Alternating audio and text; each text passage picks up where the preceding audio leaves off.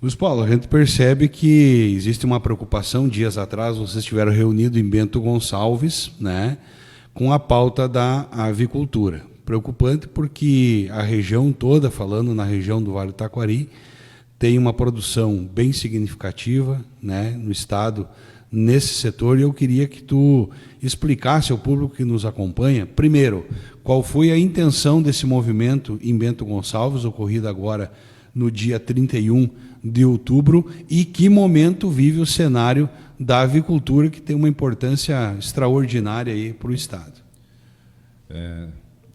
Fazer uma colocação, então, por partes, né? O evento que se deu em Bento Gonçalves foi construído e instigado pelo setor, e como a Zacop liderou, através da nossa presidente Júlia Dias Ottoni, fazer esse evento em função da situação de dificuldade que está enfrentando os produtores de aves. E colocar um número rapidamente para vocês: são 7.500 produtores no estado do Rio Grande do Sul. 247 municípios hoje estão com a avicultura dependente em seus municípios. Mais de 100 municípios, a arrecadação principal é a avicultura. É a segunda renda do estado do Rio Grande do Sul em impostos. Veja bem, pouca gente sabe. Propriamente até, eu acho que vocês da imprensa não sabem. Então, veja, é toda a cadeia produtiva que se desenvolve e vai vivendo da economia familiar algumas coisas da parte já profissional, mas 90% ou mais é a economia familiar no estado do Rio Grande do Sul. Então, antes da pandemia já tinha uma situação difícil da parte de se manter atividade. Aqui eu estou falando da parte do produtor, entendeu? De forma alguma, Gemerson, e vocês que nos ouvem, a gente tem alguma coisa contra a indústria. Nós somos um tripé, nós precisamos da indústria, evidentemente. Os municípios, o Estado, a União, a indústria, o produtor, eles andam formados aí numa força onde que um precisa do outro. É uma cadeia produtiva, né? E a cadeia produtiva, exatamente. Então, até as casas bancárias, elas envolvem os recursos para dar este fomento. Então, veja que os investimentos são enormes e nos últimos anos também foram feitos assim. Então, o produtor hoje não está conseguindo ter um ganho para manter a atividade do custeio do custo, lote a lote, com prejuízos. Isso nós temos planilhas, estamos mostrando, conversando. Agora a nossa presidente também está numa situação de sentar junto com a BPA, Associação Brasileira de Proteína Animal, e também com as GAV, que representa a indústria. É uma forma de a gente colocar a real situação, porque vai ser impossível, os produtores estão desistindo, estão fechando suas granjas. Os novos que estão entrando, certamente, se continuar nesse ritmo, vai se ter dificuldade de se manter. Tanto daí a parte de investimento, que ela é alta, né? Que ela onera, porque os investimentos hoje, vamos colocar assim, um investimento num galpão, padrão de 165 por 16, de 2.640 metros, ele gira em torno de R$1.800.000. Que seria o pavilhão mínimo para iniciar dentro da cultura. É um padrão que as empresas têm nesses aviários Dark, né? Muitas têm de 150 por 16, agora estão adotando outro tamanho, mas gira em torno disso, para a gente falar e focar numa situação. Então, ele fica inviabilizado numa situação de se pagar pela quantidade de aves que você aloja e pelo custo de produção que subiu enormemente, energia, mão de obra. Você veja bem, durante a pandemia, simplesmente dobrou o custo de produção. Como eu disse anteriormente, que tinha dobrado o custo de produção de produzir a carne, que é a parte do insumo quem fornece à indústria, hoje ela reduziu novamente os patamares que estava antes, o farelo de soja e o milho. Então, nós não ganhamos com isso, porque antes era o choro da indústria, né? E agora tem outra coisa que a gente não está entendendo, por que o produtor não pode ser ouvido, privilegiado. Nós temos tabela de custo fornecido pela Embrapa. Então, o que a gente quer discutir isso. Essa semana mesmo tivemos uma reunião na secretaria da SDR com o Ronaldo Santini, secretário que nos acompanhou lá. A gente quer agradecer ele também, na SEDEC, da Secretaria do Hernani, ouvindo esse clamor e nós entregando para eles, e agora tendo essa possibilidade então de conversar junto com as indústrias. O governo do estado está se prontificando, então, porque a SDR é a porta de entrada do pequeno produtor, né? Temos a Farsul, a FETAG, a CNA, que está entendendo todo esse processo, porque, volto a frisar, nós não queremos ser rebeldes e querer ser contra qualquer tipo de ação da indústria, né? A gente quer sim ter a situação de poder manter essa atividade. A nossa família mesmo está há mais de 35 anos. É difícil de ter e se colocar esses custos. Arvorezinha, há muitos anos que a atividade de arrecadação do nosso município é a avicultura.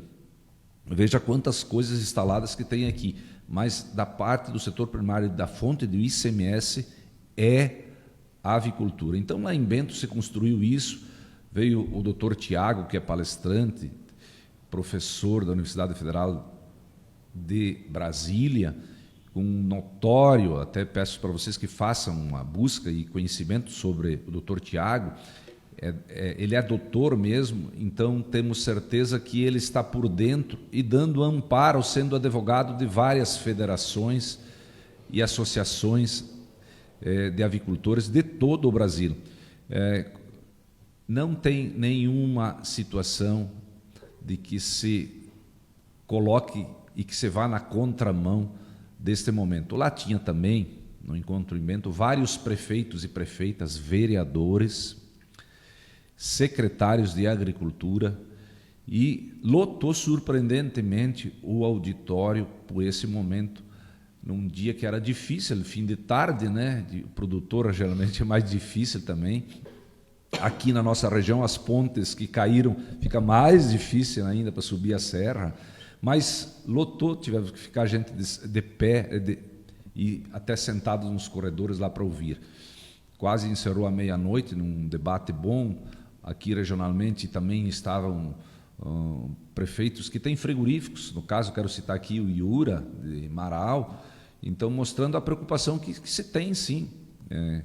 Sempre quero frisar que nós não temos nada, absolutamente nada, de colocar, de se fazer, de destruir e de acabar e querer ser contra a indústria. Nós queremos ter a situação de ser ouvidos como papel no cenário da cadeia produtiva, que é a avicultura, e tenho certeza que vai andar, vai ter um progresso. A Júlia é uma pessoa muito inteligente, capacitada, é advogada, então tem conseguido. Na outra semana mesmo estava num evento do agronegócio lá em São Paulo, dias atrás estava em Brasília, lá num evento também importante da avicultura da CNA, representando a associação de todos os avicultores do estado do Rio Grande do Sul. Então queremos caminhar nesse sentido para que se busque sim aonde que todos devem ganhar, as indústrias devem ganhar para se manter, os municípios, o estado, porque é a arrecadação que não tem sonegação. 100% garantida? 100% garantida. Então, a preocupação também é nas nossas regiões aqui, em função de que ainda se investe, o município de Arvorezinha investiu agora também em 6 incentivos, mas daqui a pouco investe em 6 incentivos e para 8, porque eles não vão aguentar, eles estão fora. O incentivo é uma forma de se dar no início, que parece que a vassoura nova varre bem, né? Mas nós temos que olhar aquele produtor para que se mantenha. Até estava junto com nós no encontro em Porto Alegre anteontem, o vice-prefeito Beto, o qual eu quero agradecer também, né? Para que ele tenha certeza que no segundo mandato, agora de vice, ele está bem por dentro de toda a situação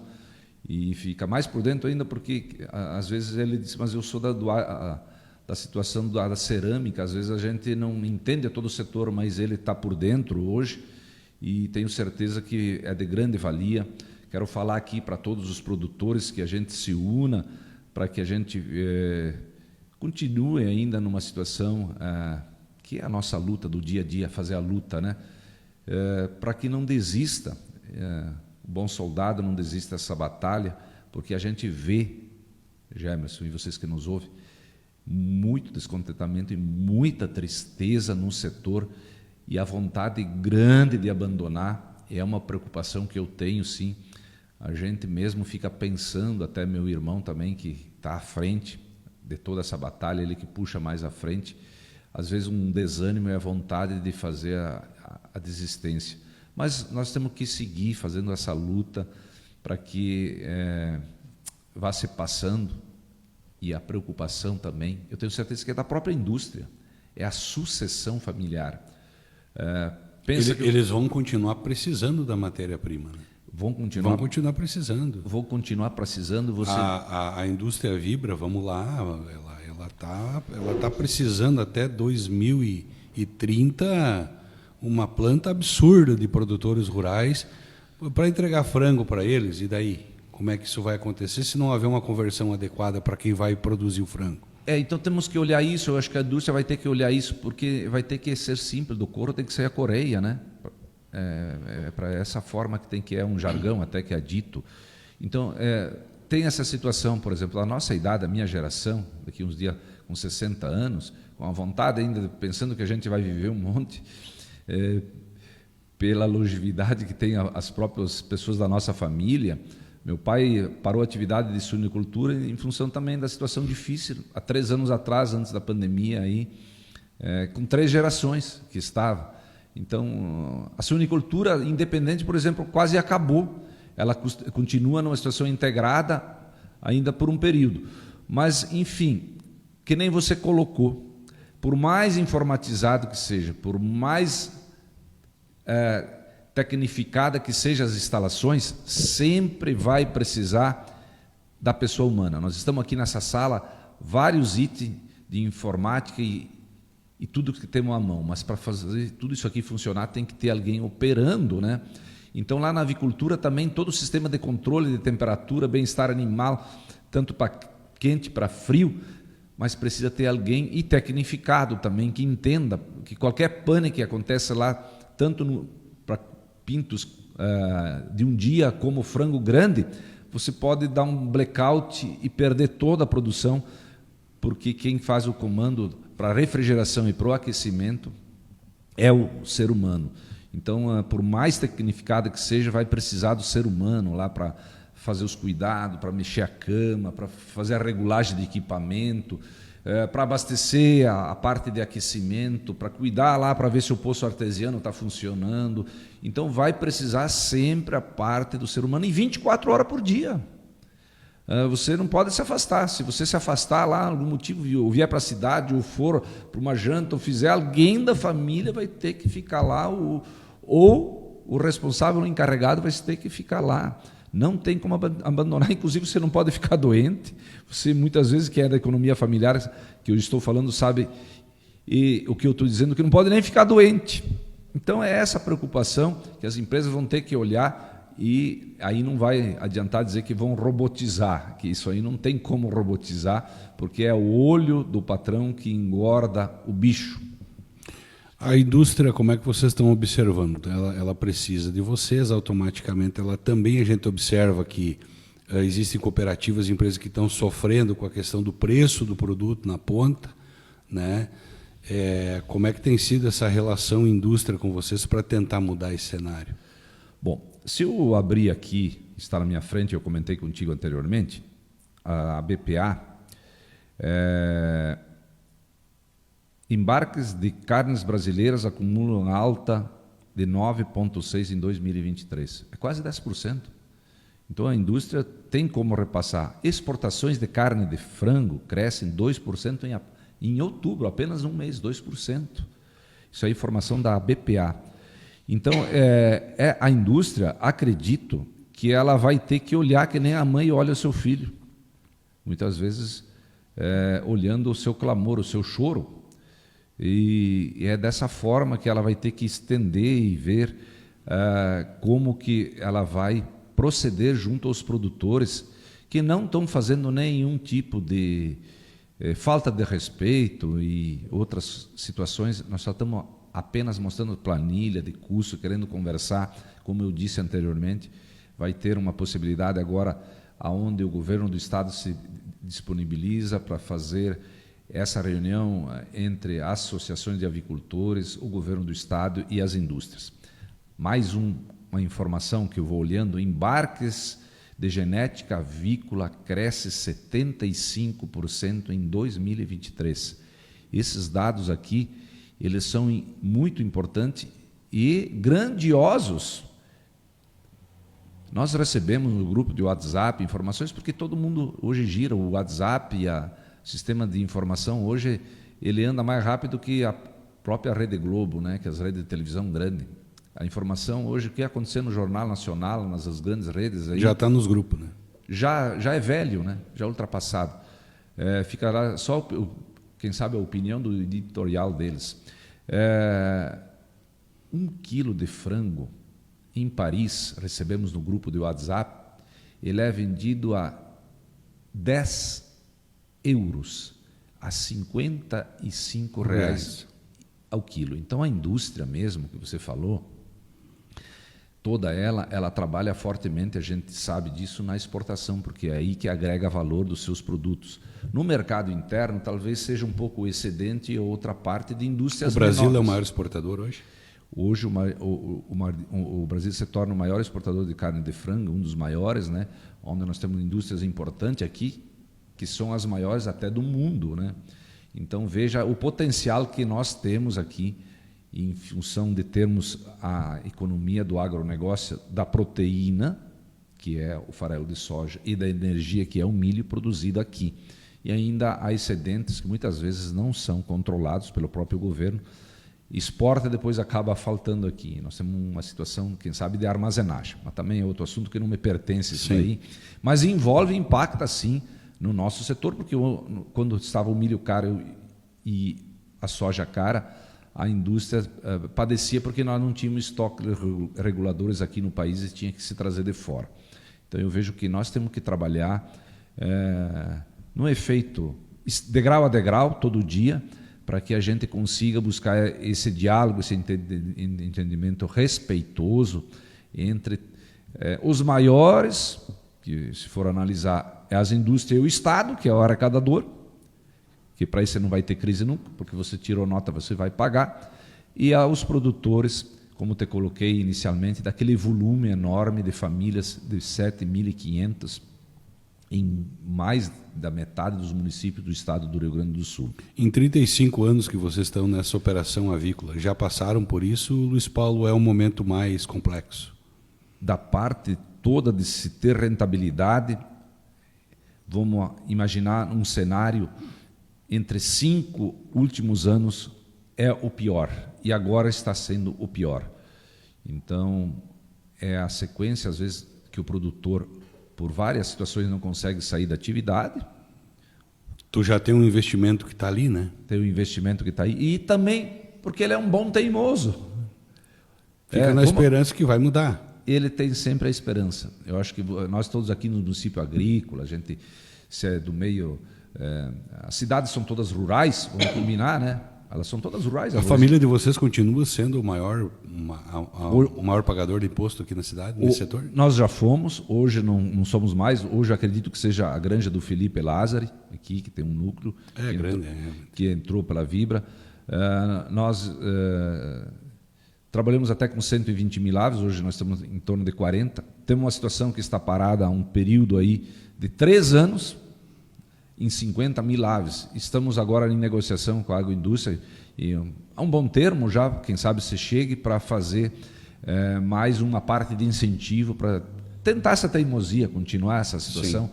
Porque mesmo eu olhando os números, talvez ela pudesse ser um pouco viável, ou mais viável, ainda tem uma situação de se analisar muito bem, porque é um compromisso que a gente vai estabelecer num contrato futuro, tanto do custo do dinheiro que a gente vai pegar na casa bancária, como também com o contrato que você vai fazer com a indústria de praticamente 10 anos.